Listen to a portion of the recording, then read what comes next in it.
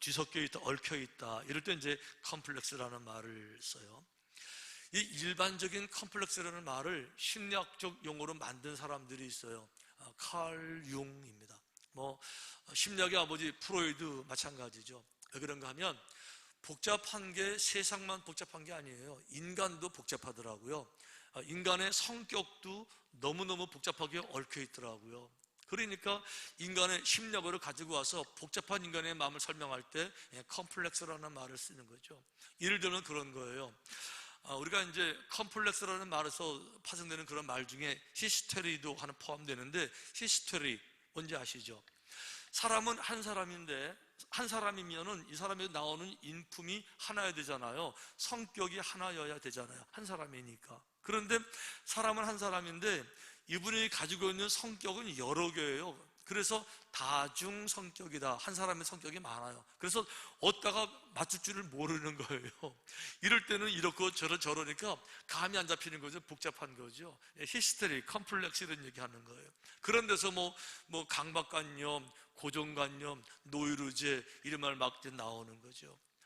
더 중요한 것은 컴플렉스 이 단어가 심리학적인 용어만 있는 것이 아니고요, 영적으로도 사용될 수가 있어요. 믿음에서도 사용될 수 있어요. 예를 들어 말하면 사람이 한 사람이면은 이 사람이 한결같은 믿음을 가져야 되는데 이 믿음이 한결같지가 않아요. 믿음이 이랬다 저랬다, 자기 스스로 이 속에서 갈등하고요, 자기 스스로 평화가 없어요. 이게 옳은 것 같고 저게 틀린 것 같고, 이게 마음이 하나가 안 되는 거예요. 다른 말로 말씀을 드리면 이게 정신체계가 의식과 무의식이 서로 마음에서 막 싸우는 거, 자기 스스로 이렇게. 그러니까 의식적으로는 이게 옳은 줄을 아는데 옛날부터 싸운 무의식이 자꾸 건드려서 혼자 갈등을 일으키는 거고요. 또 다른 말로 말하면, 쉽게 말씀드리면 이런 거예요. 머리하고 가슴이 따로 노는 거예요. 머리로는 이것이 옳은 줄을 알아요. 근데 가슴이 안 따라와요. 기분 나빠서 못 하겠는 거예요. 분명히 머리로는 이게 옳거든요. 근데 마음은 짜증나고 싫고 화가 나고 안 하고 싶은 겁니다. 그러니까 알게 뻔히 아는데 핑계대고 안 하고 물러가고 갈등. 이게 이제 so complicate, 컴플렉스인 경우예요. 자, 이게 이제 무슨 얘기를 하고 있는가 하면 요나 얘기하는 겁니다. 우리가 지난 한 주간 동안에 요나 얘기하면서 많은 은혜를 받았는데, 근데 못다한 얘기 좀 오늘 말씀을 드리고 싶어요. 자, 요나가 머리로 아는 한 가지가 있어요. 하나님은 니느웨 백성들이 은혜 받기를 원하거든요. 너무 악하니까, 너무 강팍하고 강포하니까 이들이 회개해서 진실문으로 돌아서서 고통과 눈물을 없애버리고 싸움을 없애버리고 평화로운 백성이 되기를 원하고 은혜 받기를 원하는데 너무 악하거든요. 그래서 자기를 니느웨에 보내는 거 요나가 알아요. 또 그것이 옳은 거는 알아요. 그래도 요나가 마음이 허락이 안 되는 거예요. 왜 그런가 하면 이 니느웨라는 나라가 이스라엘과는 적대 관계거든요. 아주 원수 관계거든요. 우리하고 똑같아요. 우리하고 일본하고 이런 관계와 비슷한 거예요. 그러니까 우리가 일제치하 36년 그 고생을 생각하면요, 우리나라 와서 얼마나 많은 나쁜 짓을 했어. 일본 사람들이 용서가 안 되는 거예요. 이렇듯이 니느웨 사람들이 그토록 못 살게 굴었는데 거기 가서 그들을 회개시켜서 그들이 복받게 하라고요? 이게 이제 마음이 막 짜증이 나고 안 되는 거예요. 그래도 이제 지난번에 공부한 것처럼 좌우간 불순종을 하고 도망을 가고 결국은 이렇게 물고기 뱃속에 들어가서 죽다 살아나서 가긴 갔어요. 가거든 말씀을 전했는데 놀라운 거는요, 말씀을 전하니까 그 말씀을 듣고 니느웨 백성들이 진심으로 회개를 한 거예요. 회개를 해가지고 정말 포악한 거, 악한 거, 가증스러운 거, 거짓된 거 다 내려놓고요, 정말 진심으로 회개하는데요, 벌 받을까 봐 회개하는 게 아니에요. 죄를 발견하게 되면서 죄 가운데 잘못 살아온 자신들 모습이 너무 부끄러운 겁니다. 어떻게 했어요? 온 나라가 다 금식하는 거예요. 그러면서 옷도요, 아주 굵은 상복, 베옷을 입고 울면서 죄를 얼굴에 뿌리면서, 하나님 이럴 수는 없습니다. 너무 부끄럽고 이거 인간도 아니고 너무 죄송합니다. 엉엉 울고 회개했잖아요. 그러면 요나가 기뻐해야 되거든요. 그러면 선교제 와가지고 복음을 전했는데 회개했어요. 할렐루야, 너무 기쁘다 이래야 되는데 반대로 하는 거예요. 머리는 알아요, 기뻐야 되는 거. 가슴이 안 되는 거. 왜? 그 나라는 우리 원수 일본이잖아요. 그러니까 다른 나라 다 용서해도 일본은 용서가 안 되는 거예요. 그러니까 축구해도 일본하고 이겨야 돼요, 져야 돼요. 야구해도 일본하고 져야 돼요, 이겨야 돼요. 무역을 해도 일본하고 져야 돼요, 이겨야 돼요. 이게 용서가 안 되는 거예요. 그러니까 요나가 어떻게 했어요? 오늘 본문 1절에 보니까 요나가 매우 싫어하고 성내며 니네 사람들이 회개해가지고 벌받지 않고 우리 평화가 선포되고 잘 사는 꼴이 너무너무 막 화가 나고 짜증이 나는 거예요. 막 싫어하는 거죠. 화를 냈어요. 그러면서 하나님께 이렇게 기도합니다. 여호와께 기도하여 이르되 여호와여 내가 고국에 있을 때에 이러하겠다고 말씀하지 아니하였나이까? 그러므로 내가 빨리 다시스로 도망간 거 아닙니까? 이런 얘기 하는 거예요. 하나님, 내가 가서 말씀을 전하는데 만약 그들이 회개하고 돌아오면 어떻게 됩니까? 그 용서받고 잘 살고 우리보다 더 잘 살게 되면 그 배 앞을 이럴까봐 내가 안 온 거라는 거예요. 안 올까봐 도망을 갔는데 아니나 다를까 와서 복음을 전하니까 정말 회개하는 거예요. 이게 화가 난 거지요. 그러니까 이렇게 말하는 거예요, 하나님 앞에. 그래서 이제 하나님께 말씀을 드리는데 다 말은 옳은 말을 하는데요, 심기가 불편하니까 이게 지금 옳은 말이 아니고 빈정되면서 말하는 거예요. 주께서는 은혜로우시며 자비로우시며 노하기를 더디하시며 인애가 크시사 뜻을 돌이켜 재앙을 내리지 아니하시는 하나님이신 줄을 내가 압니다. 다 맞는 말인데 좋은 말이 아니지 빈정되는 거예요. 이러는 거예요. 우리가 왜 이제 가끔 싸우다가 상대방을 이길 수 없을 때 그래도 이렇게 말하잖아요. 그래, 너 잘났어, 그러잖아요. 지금 이 얘기하는 거 하나님 앞에. 하나님 잘나셨어요. 잘나셨어요. 알아요, 하나님. 하나님 은혜 많으신 거 저 알아요. 잘나셨어요. 자비로우신 거 안다고요. 잘나셨어요. 노하기를 더디하실 거 잘 알아요. 인애가 많으신 거 알아요. 잘나셨어요. 그런데요, 나 죽여주세요. 5절, 3절에 여호와의 원하건대 이제 내 생명을 거두어 가소서. 사는 것보다 죽는 것이 내게 나음이니이다. 그러니까 요나가 머리 따로 가슴 따로 노는 거예요. 머리로는 그거 알아요. 옳은 줄 알아요. 니네 사람들도 회개하고 돌아오는 게 얼마나 좋은지 알지만 용서가 안 돼요. 원수니까 용서가 안 되는 거예요. 그들은요, 일본 사람들은요, 죄송해요, 그들은 회개하고 돌아오면 안 돼요. 저 버티다가 지진 팍팍 나가지고 바다에 가라앉아야 속이 어떻게 해요? 이게 충돌이 되니까 이게 소화가 안 되는 거, 지금 화가 막 나 있는 거예요. 어떻게 했어요? 결국은 전문 용어로 말하면 시험에 들었어요. 그래서 5절에 보니까 요나가 성읍에서 나가서 그 성읍 동쪽에 앉아 그냥 나가버렸어요. 나 못해, 알았어, 문 쾅 닫고 나가서 앉아버렸어요. 거기서 자기를 위하여 초막을 짓고 그 성읍에 무슨 일이 일어나는 것을 보려고 그 그늘 아래에 또 앉았어요. 여기 보니까 앉았다라는 단어가 반복돼요. 앉고 나가서. 무슨 얘기예요? 다 싫다는 거예요. 기분 나빠서 못하겠다는 게 이제는요, 알아서 하시라는 거죠. 문 쾅 닫고 나가서 동쪽에 나가서 앉아서 그냥 난 몰라, 이제 구경할까, 내 일이 아니야. 시험 들은 거예요. 선거대 하다가 뭐가 마음에 안 들면 선거대 안 해. 교사하다가 나 이제 안 해. 뭐 이렇게 여성기무 하다가 나 이제 안 할 거야. 그런 적 있으세요? 있으세요? 지금 그 얘기하고 있는 거예요. 하긴 하는데 머리로는 아는데 가슴이 용서가 안 되는, 기분 나빠서 도저히 못하겠는 거예요. 안 해, 탁 알아서 해, 이렇게 있는 거예요. 그래서 하나님께서 이런 요나를 보면서 이게 결국 요나의 문제일까? 요나만 결국 이렇게 하실까? 그거 아니라는 거죠. 그거 아니죠. 요나만 그런 게 아니에요. 사실 우리 모두가 다 그런 마음을 가지고 있는 거예요. 이생을 살다가 신앙생활을 하면서 살다가 뭔가 마음에 안 들면 안 해, 못해, 그럼 쾅, 이게 우리 모습이잖아요. 근데 중요한 거는 이런 요나에게 하나님이 몇 가지를 가르쳐 주세요. 그건 옳은 게 아니다, 옳은 게 아니고 진정한 믿음은 이런 거야 하고 말씀해 주시는데, 제가 다는 정리 못하지만 몇 가지로 좀 나눠봤어요. 첫째는 이런 지혜가 요나에게 정말 필요했어요. 첫째 뭔가 하면 환경을 수용하는 능력이 요나에게 필요했던 거예요. 환경을 수용하는 능력이다. 환경이 뭘 말하는 거죠? 환경은 늘 바뀌는 거예요. 상황은 늘 바뀌는 거예요. 어떻게 바뀌어요? 시간의 흐름에 따라서 바뀌는 거예요. 시간은 뭐를 말해줘요? 점점 발전되는 세대라고 하는 거죠. 그러니까 연대에 따라서 문화에 따라서 점점 바꿔지는 상황인데 거기를 적응하는 게 능력인데 현실 파악을 못하는 거예요. 현실의 개념이 없고 자꾸 옛날에만 이렇게 뭉쳐져서 옛날만 바라보고 있는 거예요. 옛날에만. 즉 요나가 용서가 안 되는 거는요, 지금은 현실이 달라졌어요. 니네 사람들이요, 옛날에 그 사람들이 아니에요. 옛날 사람들은요, 벌받아 마땅한 사람, 너무너무 악한 사람들이에요. 너무 악해서 용서가 안 되는 사람이었고 하나님도 용서가 안 되셔서 심판하려고 작정할 만큼 악한 사람들 맞거든요. 이건 옛날 얘기예요. 지금은요, 이들이 돌아서서 회개했어요. 여러분, 어떻게 회개했어요? 진심으로. 어떻게 해요? 금식하면서 회개한 거예요. 어떻게 해요? 나만 안 먹은 것이 아니에요. 자기가 기르는 짐승들조차도 안 먹였어요. 짐승들이 무슨 죄가 있어요? 하지만 모든 먹는 것들 그만둘 만큼 가슴에 가책이 된 거예요. 그러니까 먹는 행위는 무조건 싹 먹을 자기가 없다는 거죠. 자기들 스스로 진심으로 회개한 거예요. 엉엉 울면서 죄를 뿌렸어요. 누가요? 다른 사람이요? 아니요. 내가 나에게. 누가요? 왕부터 모든 백성이 다 달라졌어요. 달라진 걸 인정을 해야죠. 어떻게 이런 사람들을 책망해요?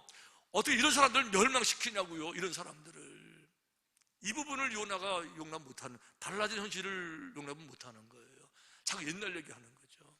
그 사람들은 멸망받아 마땅할 사람들이라는 거죠. 지금은 아닌데 자꾸 옛날 얘기를 상징적으로 말하면 그런 거예요. 왕년에 우리는 얘기하다 보면 가끔 이렇게 왕년에 내가 이렇게 많이 하잖아요. 그죠?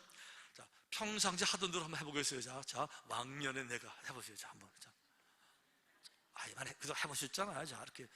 자, 성가대자, 왕년에. 자, 시작. 근데 왕년회라는 말도 심리학적 분석이 필요해요. 심리학적으로 왕년회란 말을 분석해보면 이런 거예요. 이번 현실이 어렵구나. 현실이 많이 어려우신데 그냥 그런 게 아니에요. 어려우면서도 나 아직 안 죽었어 라는 그 마음에 쫙 깊은 몸부림이 있는 거예요. 남들은 나를 무시하고 현실적으로 내가 내놓을 건 없어도 나 아직 안 죽었음을 증명해야 되는데 현실적으로는 할 말이 아무것도 없어요. 그렇게 옛날 얘기 끄집어서 나 아직 죽은 거 아니야를 말하고 싶은 거예요. 이게 첫 번째고요. 두 번째는 이거예요. 실패한 인생을 살고 있구나, 그런 뜻이에요. 왜 그런가 하면 성숙이라는 것은, 발전이라는 것은 과거보다 나은 것이 성숙이라는 거예요. 퇴보라는 것은 과거보다 못한 게 퇴보라는 거예요. 그런데 과거에는 할 말이 너무 많아요. 과거에는 자랑할 게 너무 많은데 현실적으로는 아무것도 자랑할 게 없어요. 그러니까 현실 얘기는 못하고 왕년 얘기 끝나는 거죠. 무슨 얘기죠? 지금은 실패자의 모습이라는 거예요.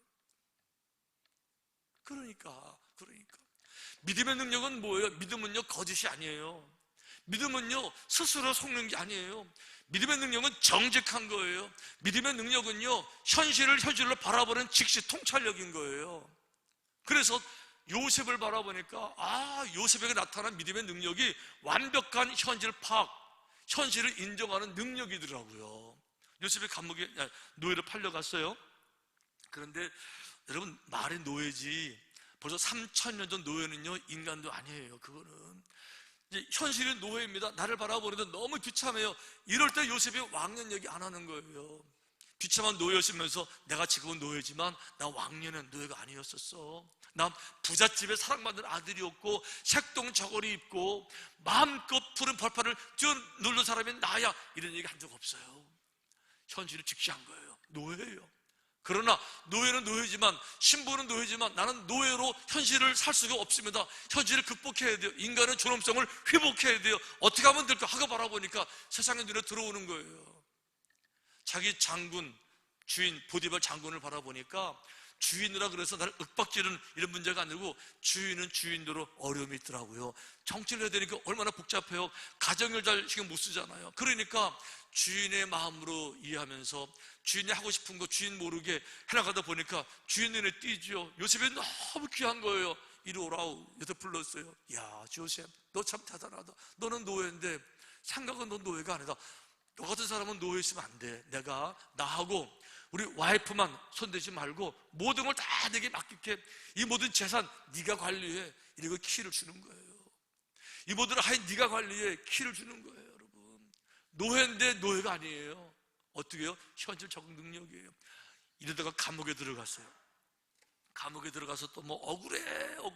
내가 왕년에는 보디발 장군 집안의 2인자였어. 이런 얘기 안 하는 거예요. 현실을 딱 바라보니까 또 감옥이에요. 너무 비참했어요. 하지만 내가 비참한 인생을 살 수가 없어요. 이렇게 맞출 수는 없어요. 감옥이라 할지라도 얼마든지 자유하게 평화롭게 의미 있게 살 수가 있어요. 방법을 알아보니까 감옥에 있는 모든 사람이 다 불쌍해요. 죄수만 불쌍한 게 아니에요. 간수들도요, 나름대로 애환이 있어요.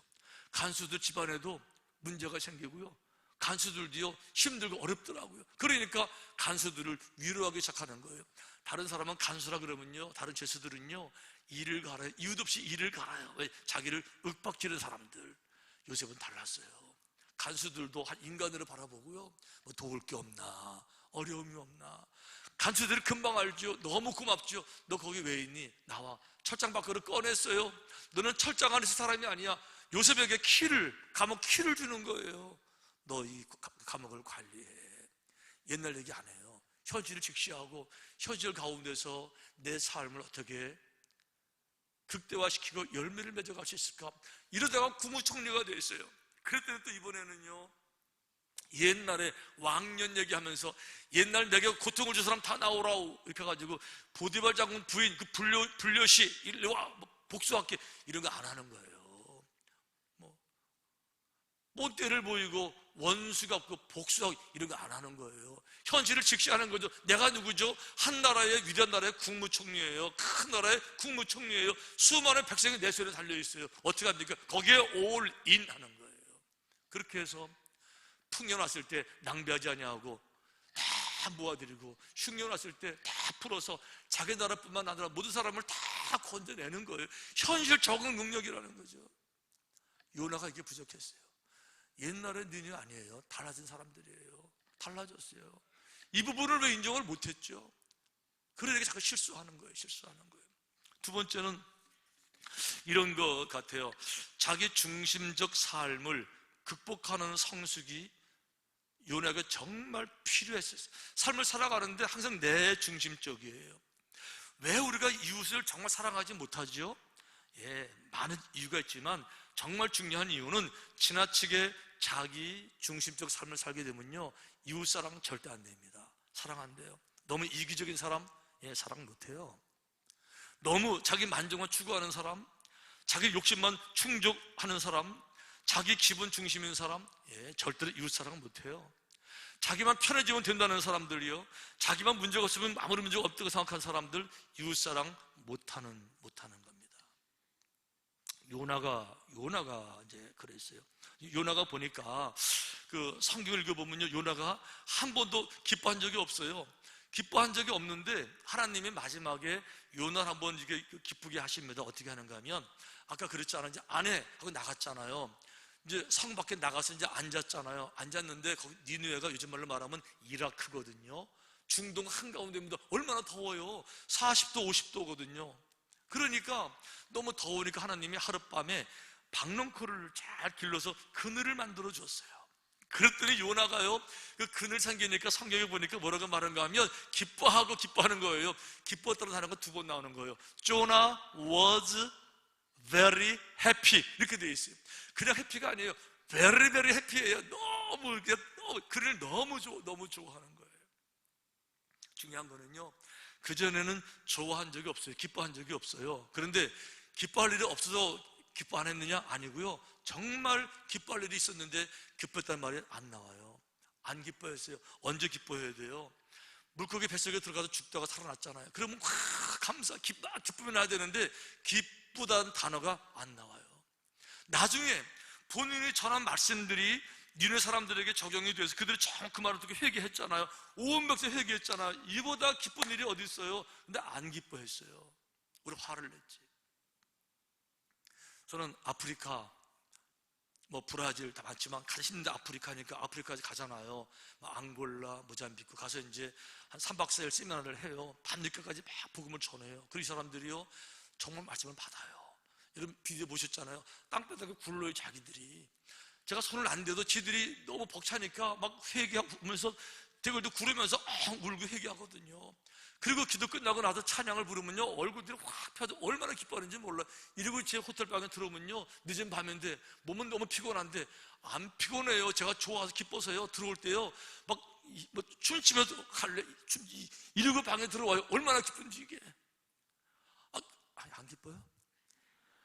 그 많은 사람들이 진심으로 회개하고 돌아와서 주를 영접하고 새로운 삶을 살아가는데 이게 안 기쁘냐고요. 막 기뻐가지고 들어오는 거예요, 이렇게. 근데 요나는 그런 것보다 안 기뻐했다는 거예요. 예를 들어 말씀을 드리면 그러는 거예요. 우리 지난 7월 달에 청년들이 페루를 갔다 왔잖아요. 페루가 어디예요? 페루는요, 한국에 여기 오면요, 정 반대 지구반 이게 페루잖아요, 여러분. 거기까지 가서 한두 명도 아니에요. 30명 정도 가서 복음을 전하고 왔지. 영상 다 보셨잖아요. 그럼 그 보고를 받으면서, 야, 할렐루야, 참 세상이 이렇구나. 우리가 무엇하고, 한국인들이 무엇하고, 서울 사람도 아니고 강원도 원주 우리가 무언데 우리 애들이 우르르 몰려가서 거기까지 복음을 전하고 오니까 얼마나 기뻐, 너무너무 기뻐야 되는 거잖아요, 이렇게. 자, 그걸로 기뻐하시면 손 들어봐요. 기뻐야 되는 거예요. 근데 요나는 안 그런 거예요. 요나는요, 그런 걸로 안 기뻐했어요. 그럼 뭘로 기뻐했느냐? 이래가지고 교회에서 이제 그 영상을 봤는데요, 덤덤하게 이렇게, 그랬어? 이렇게 돌아갔는데요, 너무 더우니까 에어컨을 하나 샀어요. 에어컨을 사가지고 탁 틀으니까 세상에 너무 시원한 거예요.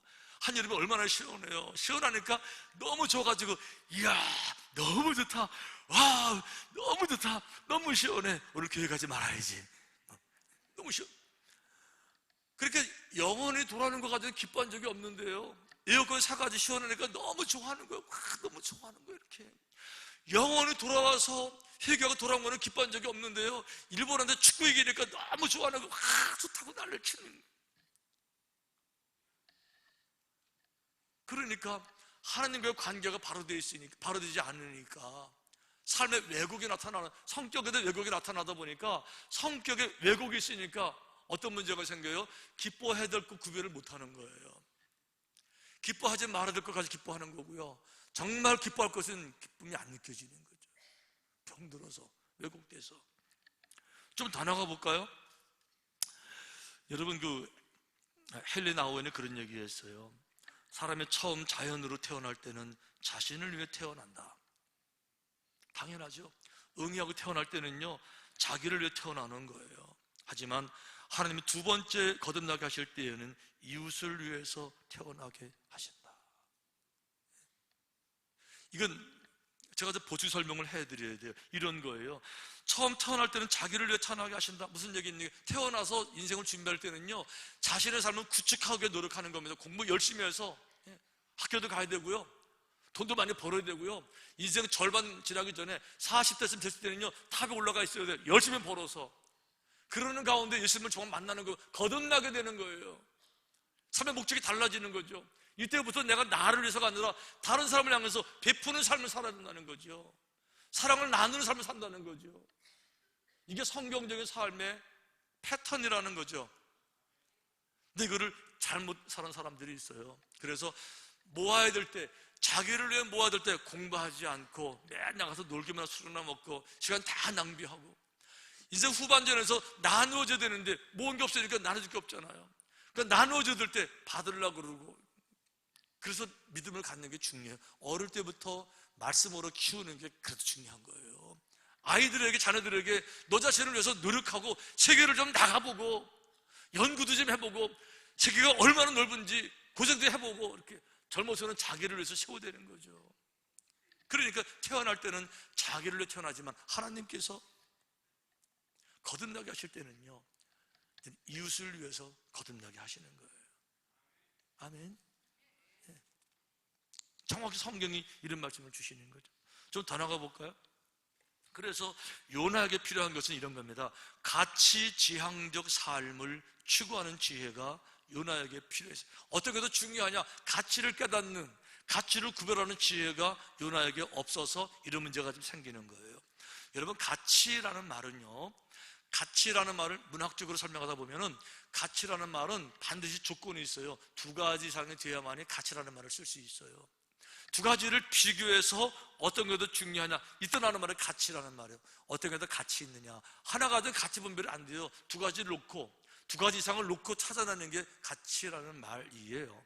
그런데 정말 중요한 거를, 가치 있는 것을 가치 있게 못 보는, 이게 요나의 문제였었어요. 우리 그 옛날 그 속담도 있지만 속담 말고 그 동화가 많이 내려오지요. 민담이라는 거죠. 민화라는 거. 조선시대 민화 가운데 그런 게 하나 있어요. 그 부잣집 그 양반, 돈 많은 부자 양반님이 계셨는데 엄청 구두쇠예요. 소문난 구두쇠예요. 이분은 여름에 그만 실수로 그 홍수가 났는데 물에 빠져서 이제 죽어가는 거죠. 끌려 내려가는 거예요. 모든 사람이 죽었다 그래요. 근데 물에 못 들어가요. 워낙 물이 많으니까. 발만 막 동동 구르고 있는 거죠. 한 젊은이가 용기를 가지고 물에 뛰어들었어요. 많은 사람이 박수를 막 치면서 힘내라고 막 격려했어요. 조금만 더, 조금만 더. 이 청년이 가서 간신히 그분을 건져내왔어요. 사람들이 박수를 막 쳤어요. 이 부자가 살아난 다음에 청년에게 정말 진심으로 고맙다고 인사를 했어요. 그리고 집으로 들어가는 거예요. 왜 들어갈까? 고마우니까 무언가 선물하려고, 보답하려고. 사람들이 기다리고 있었는데 이분이 무언가 가지고 나왔어요. 가지고 나와서 이 청년에게 정말 고맙다고 그러면서 돈을 건넸는데 얼마를 건넸느냐? 20전.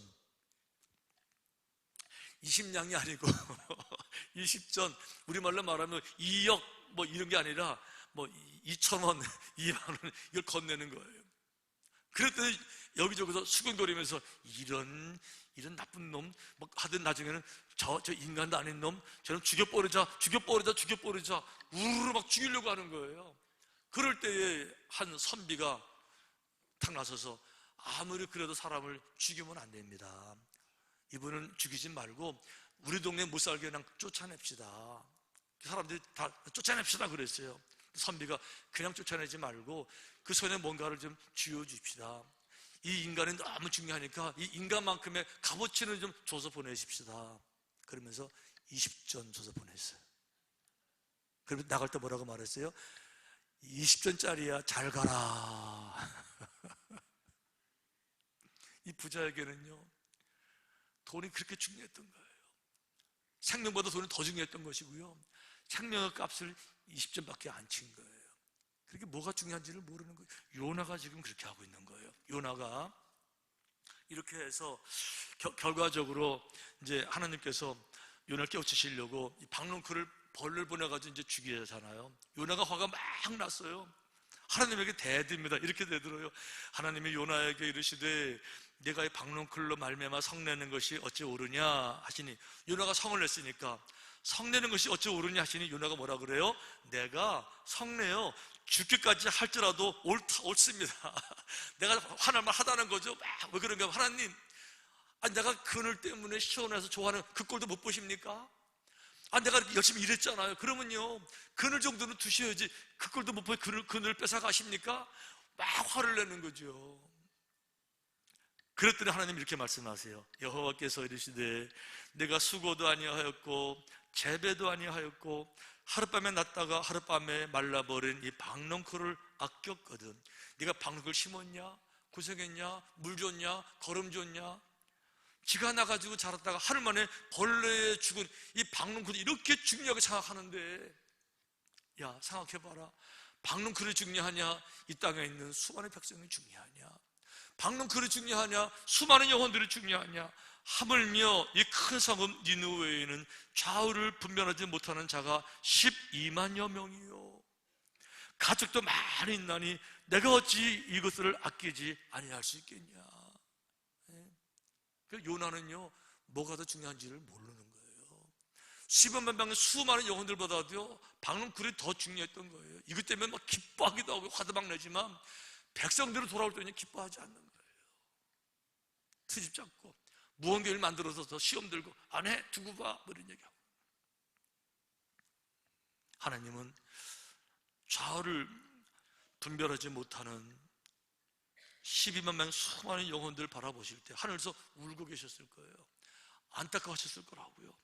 이런 그 하나님 마음을 전혀 모르는 요나. 그런데 놀라운 거는요 이 사랑을 깨달은 사람들이 얼마나 많은지 몰라요. 어거스틴이 이런 고백했어요. 제가 어거스틴의 이런 그 고백 책을 읽으면서 저 같은 사람은 어거스틴하고 뭐 갖다 대지도 못하겠다, 비교도 안 된다. 왜 그분을 세인트 어거스틴 성자라고 부른지 이해가 됐어요. 이렇게 말했어요. 내가 하나님이라면 벌써 지구상의 모든 인간에게 진노의 심판을 내렸을 것이다. 저도 그랬을지 몰라요. 제가 하나님이라면요 벌써 몇 번 그냥 심판했을지 모르겠어요. 그런데 하나님은 지구상에 살고 있는 모든 사람을 한결같이 사랑하신다. 모든 사람을 다 사랑하시는 겁니다. 나는 이것을 이해할 수 없지만 이것은 너무나 신비로운 하나님의 사랑이시다. 모든 사람을 다 사랑하시는, 이게 하나님의 사랑이라는 거예요. 그런데 이 말씀까지는 제가 머리로 이해가 됐어요. 그 다음 말은 더 중요해요. 이렇게 말했어요. 내가 지구상에 있는 유일한 생존자라 해도 하나님은 나를 사랑하셨을 것이다. 지구상에 사람이 이렇게 많아서, 이렇게 많으니까, 이게 중요하니까 메시아를 보낸 것이 아니라 아무도, 나 하나 지구상에 달랑 있다 할지라도 나를 위해서라도 독생자 예수님을 이 땅에 보냈을 것이다. 와, 나 한 사람을 위해서도 하나님은 기꺼이 예수 그리스도를 보냈을 것이다. 전 처음에 이 말은 무슨 말인지 이해를 못했어요. 머리는 안 돼, 가슴으로 이게 안 받아들여지더라고요. 아니 어떻게 나 한 사람이 지구상에 있는데 나를 위해서 주님 오신다고? 이게 무슨 말이야? 무슨 근거로 그렇게 말할 수 있어? 저 이해가 안 되더라고요. 그래서 묵상해 봤어요. 그랬더니 이렇게 말할 근거가 성경에 있더라고요. 뭐라고 말씀하셨어요? 하나님 말씀이 있었어요. 한 영혼이 천하보다 귀하시대요. 천하라는 말은 무슨 얘기죠? 하늘천 땅, 천지. 그러니까 하늘의 모든 것, 하늘의 해, 달, 별, 모든 하늘, 하늘의 모든 인간, 모든 생명, 모든 것보다 한 영혼이 더 귀하다는 거죠. 그 정도로 모든 영혼들을 사랑하신다는 거죠. 한 영혼의 가치가 천하의 가치하고 맞먹는다는 거죠. 그러니까 이 땅에 한 명의 인간만 있어도 메시아를 보내시겠다는 거죠. 이 사실을 어거스틴은 깨달은 거예요. 그러니까 하나님의 사랑이 얼마나 위대한 사랑인지 말도 못하는 어마어마한 복적인 사랑, 그 가운데서 하나님을 가슴으로 모시고 그분과 함께 교제하고 사랑을 나누고 이 사랑을 전하다가 인생을 마치게 되는 거예요.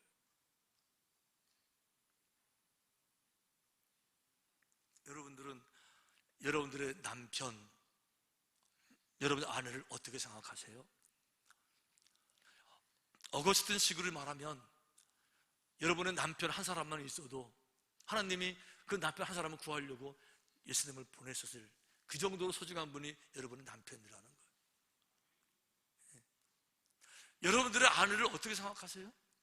함부로 화도 내고 짜증도 내고 소리도 치고 여의치 않으면 집에 던지기도 하고, 그래서 밥해오는 그런 사람 정도로 알고 계세요? 지구상에 아무도 없이 단 하나 달랑 여러분의 안에 한 사람만 있어도 하나님은 그분을 구원하시기 위해서 독생자의 모습으로 이 땅에 오셔서 십자가를 지실 만큼 여러분의 아내를 사랑하신다는 거, 여러분 그 점에 동의하셔야 돼요. 그 부분을 머리로도 이해해야 되고요, 가슴으로도 여러분 받아들이셔야 되는 거예요. 왜? 이게 하나님의 마음이니까. 어떤 분은 그래요. 당신 남편 어떻게 생각하세요? 이렇게 천하보다 귀중한 분이셔서 말하면 이렇게 말하세요. 우리 남편이요? 에이구 왼수예요. 그래. 그래서 에이 어떻게 그런 말이 어디 있어요? 그만 말고 다른 말로 말해봐요. 아, 평생 왼수예요. 죽지 못해 살아요. 그러니까 사랑이 아니고, 여러분 교회에서 그 일꾼들, 주회종들, 우리 목사들이나 우리 장로님들부터 어떻게 보이세요? 어떻게 보이세요? 무슨 눈으로 바라봐요? 무언가 근본적으로 생각이 틀려 있고 모자라니까 100% 반드시 실수할 것 같으니까 반드시 바른 말하는 사람을 또 세워서 바른 말 함부로 하는 사람 세워가지고 바로잡아야 돼. 그런 대상으로 보이세요?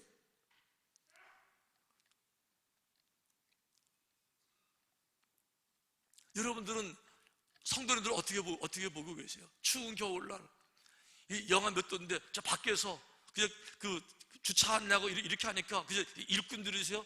그냥 이렇게 함부로 써먹은 그런 사람들을 보이세요? 이렇게? 그래서 어이 이렇게 말해요? 주방에서 부엌에서 청년선교회가 여성 회원들이 찬물에 손을 얹고 일하니까 그냥 이렇게 일하는 사람들 일꾼들로 보이세요? 아니요. 그들 눈에서 무릎을 꿇고 제자들의 발을 씻긴 예수님의 얼굴을 보셔야 되는 거예요. 허접한 일꾼이 아니라 그분들 눈에서 천하보다 귀중한 비록 능력은 없지만 정말 주님을 이룰 최선을 다해보려고 하는 그런 지도자들 눈에서 그 몸부림을 보셔야 되는 거예요. 격려하셔야 되는 거예요. 그런데 뭐 바른 말하는 사람 세워서 바로 잡아야 된다고요? 그렇게 교회 사랑하라는 건 어디서 배운 거죠? 그렇게 말하는 사람 당신의 정체는 뭐예요? 그런 믿음의 출처는 뭐죠? 어거스틴은 그렇게 말하지 않았어요. 한 사람만 있어도 그 사람을 구원하기 위해서 하나님께서 독생자를 보내실 만큼 그 사람은 사랑받는 존재, 그런 눈망울 서로 바라보라는 거죠. 그런 눈망울이 보여야 되는 거죠. 서로 이해해야 되는 거죠. 아멘. 이게 믿음이에요. 이게 분별력이에요.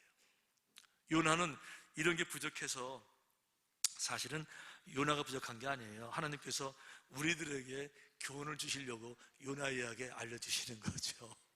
같은 실수 반복하지 말라고.